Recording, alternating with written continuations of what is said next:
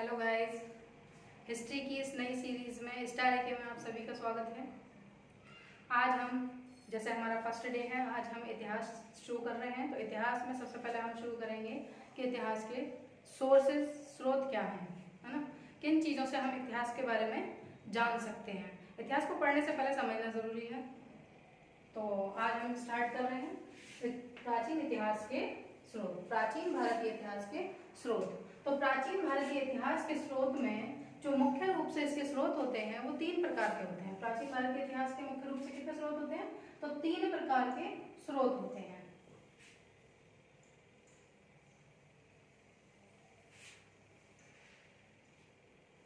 Number 1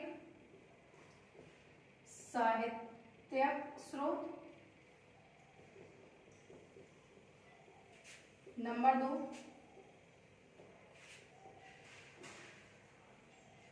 पुरातात्विक स्रोत, number 2 पुरातात्विक स्रोत, और नंबर 3 विदेशियों का विवरण, विदेशियों का विवरण। तो हमारे इतिहास को जानने के मुख्य रूप से 3 प्रकार के स्रोत हैं। नंबर 1 साहित्यिक स्रोत, नंबर 2 पुरातात्विक स्रोत, नंबर 3 विदेशियों का विवरण। साहित्यिक स्रोत, पुरातात्विक स्रोत और विदेशियों का विवरण। अब इसके भी अलग अलग पार्ट होते हैं। जैसे कि अगर हम बात करें साहित्यिक स्रोत की, तो साहित्यिक स्रोत में हमारे 2 प्रकार, इसको हम 2 भागों में बांट सकते हैं। नंबर 1 साहित्यिक स्रोत को हम 2 भागों में बांट सकते हैं। नंबर 1 धार्मिक स्रोत,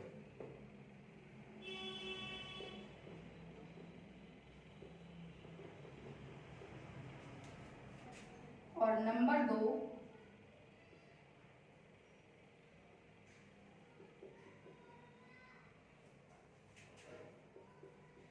गैर धार्मिक स्रोत। साहित्यिक स्रोतों को हमने 2 भागों में बांटा।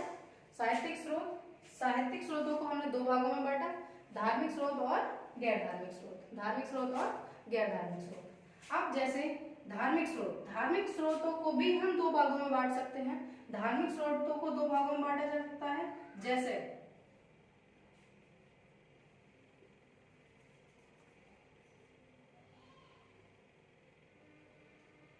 ब्राह्मण साहित्य और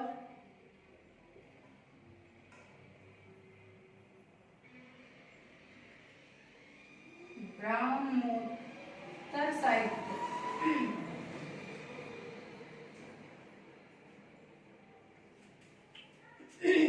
तो प्राचीन भारतीय इतिहास को पढ़ने के मुख्य रूप से 3 स्रोत हैं: साहित्यिक स्रोत, पुरातात्विक स्रोत और विदेशियों का विवरण। साहित्यिक स्रोत, पुरातात्विक स्रोत और विदेशियों का विवरण।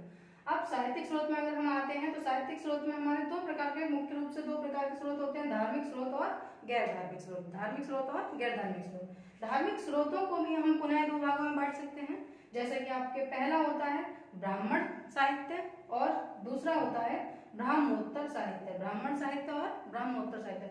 ब्राह्मण साहित्य वह साहित्य होता है जिसमें जैसे आपके वेद, उपनिषद, आरण्यक और स्मृति, महाकाव्य, महाभारत, ये सब किसमें आ जाते हैं? ब्राह्मण साहित्य में आ जाते हैं। ब्राह्मण साहित्य के बाद में जो ब्रह्मोत्तर साहित्य है, ब्रह्मोत्तर साहित्य में जैसे कि हम जानते हैं जैन धर्म, जैन साहित्य और बौद्ध साहित्य। तो चलो आगे देखते हैं। ब्राह्मण साहित्य में कौन कौन से साहित्य लेंगे हम? वेद, उपनिषद, आरण्यक,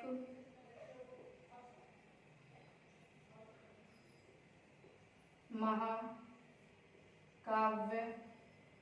महाकाव्य में कौन कौन आ जाएगा? एक तो आ जाएगा रामायण, दूसरा आ जाएगा महाभारत। रामायण और महाभारत।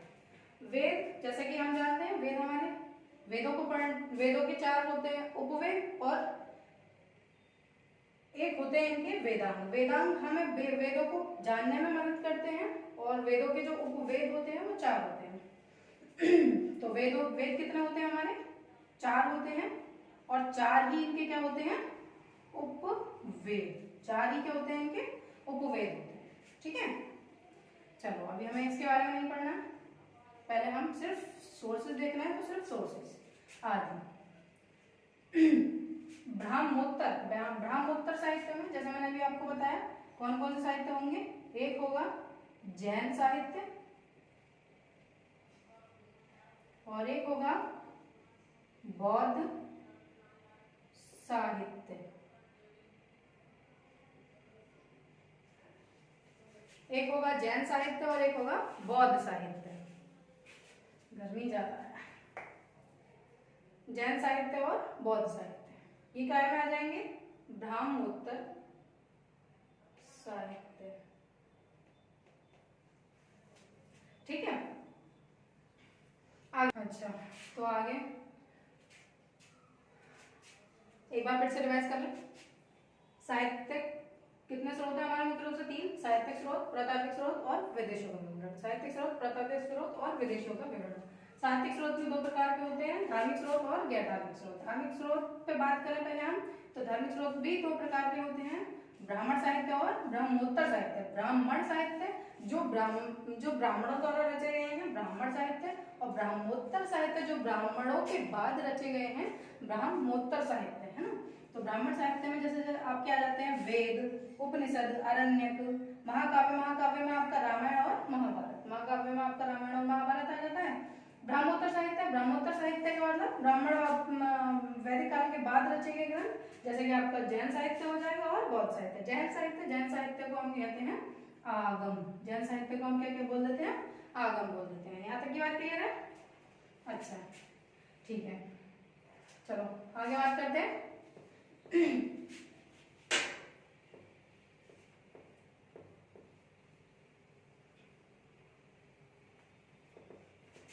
अब हम आते हैं गैर धार्मिक स्रोत।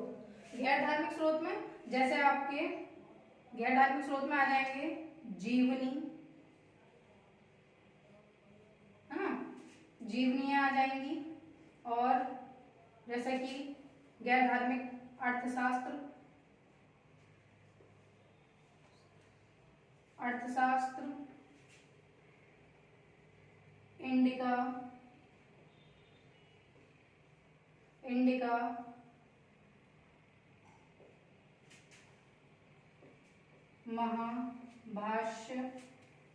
इंडिका, महाभाष्य, ठीक है, और पंचतंत्र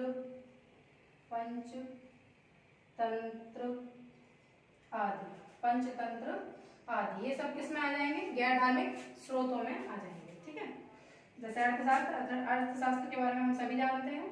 क्या इसके रचयिता कौन है? कौटिल्य। चलो ये सब बाद में पढ़ाएंगे, जब इसके बारे में डीप पढ़ाएंगे तब पढ़ाएंगे। अभी आगे की बात करते हैं। तो ये हमारे साहित्यिक स्रोत हो चुके हैं। अब आ जाते हैं पुरातात्विक स्रोत। पुरातात्विक स्रोत देखो, इतिहास को जानने के जो स्रोत हैं, जैसे अभी हमने बताया साहित्यिक स्रोत, पुरातात्विक स्रोत और विदेशियों का विवरण, तो इसमें जो सबसे प्रामाणिक माने जाते हैं वो माने जाते हैं हमारे पुरातात्विक स्रोत। सबसे ज्यादा प्रामाणिक स्रोत जो है वो कौन से हैं? पुरातात्विक स्रोत, है ना। तो पुरातात्विक स्रोतों में जैसे हम बात करें तो सबसे इंपॉर्टेंट है आपके अभिलेख।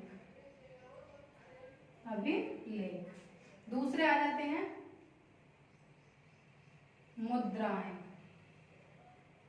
मुद्राएं। उसके बाद में आप क्या आ जाते हैं? भवन या स्मारक।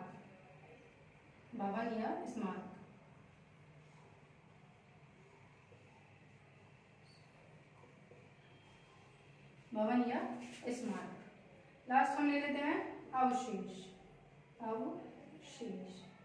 ठीक है, वैसे तो ये अवशेष मुद्रा की अवशेष की होती है, भवन या स्मारक अवशेषों में आ जाती है, लेकिन ये हमें मुख्य रूप से पुरातात्विक स्रोत ये हो जाते हैं हमारे। उसके बाद में नेक्स्ट, इतना काफी है यहाँ पर। अभिलेखों में, अभिलेख ज्यादा इंपॉर्टेंट है यहाँ पर। चलो लास्ट है विदेशियों का विवरण। लास्ट क्या है? विदेशियों का विवरण। तो देखो विदेशियों के विवरण में हमें 3 प्रकार के विदेशियों के बारे में देखना है। जैसे पहले हैं हमारे यूनानी यात्री। दूसरे हैं हमारे चीनी यात्री। और तीसरे हैं हमारे अरबी यात्री। तो विदेशियों के विवरण में हम 3 प्रकार के तीन जगहों के यात्रियों को ज्यादा महत्व देंगे यहाँ पर। पहला होगा हमारा यूनानी यात्री, दूसरे होंगे चीनी यात्री और तीसरे होंगे हमारे अरबी यात्री। यूनानी यात्री, चीनी यात्री और अरबी यात्री। ठीक है। जैसे यूनानी यात्रियों में हम ले सकते हैं डेरियस को, डेरियस। नेक्स्ट हम ले सकते हैं हेरोडोटस। ठीक है। नेक्स्ट हम ले सकते हैं नियार्कस।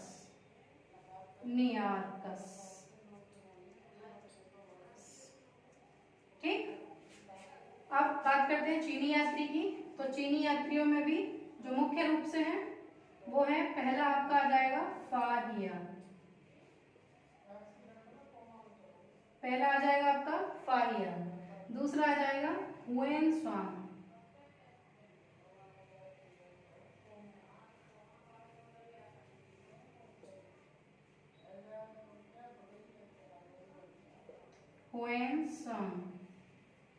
तीसरा आ जाएगा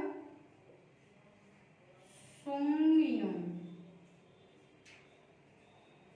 चौथा आ जाएगा इत्सिंग। ठीक है। तो यूनानी यात्रियों में जो मुख्य रूप से है डेरियस है, हेरोडोटस है और नियार्कस है। डेरियस, हेरोडोटस और नियार्कस। ठीक है। उसके बाद में चीनी यात्री, तो चीनी यात्री में फाहियान, हुएनसांग, सुंगयुन, इत्सिंग। फाहियान कब आया था, कोई बता सकता है? चलो जब पढ़ाएंगे तब इसके बारे में बताएंगे बहुत डीपली, अच्छे से। अब अरबी यात्री। तो अरबी यात्री में जैसे पहला होगा आपका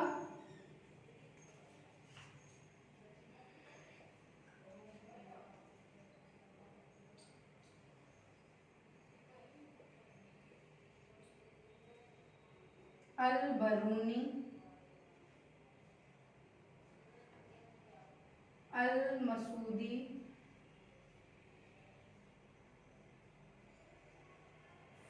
फिरदौसी आदि। ठीक है। तो अरबी यात्री में कौन कौन से हो जाएंगे? अल-बरूनी, अल-मसूदी और फिरदौसी आदि। ठीक है। तो अब हमने ये क्या पढ़ लिया? इतिहास के स्रोत पढ़े हैं।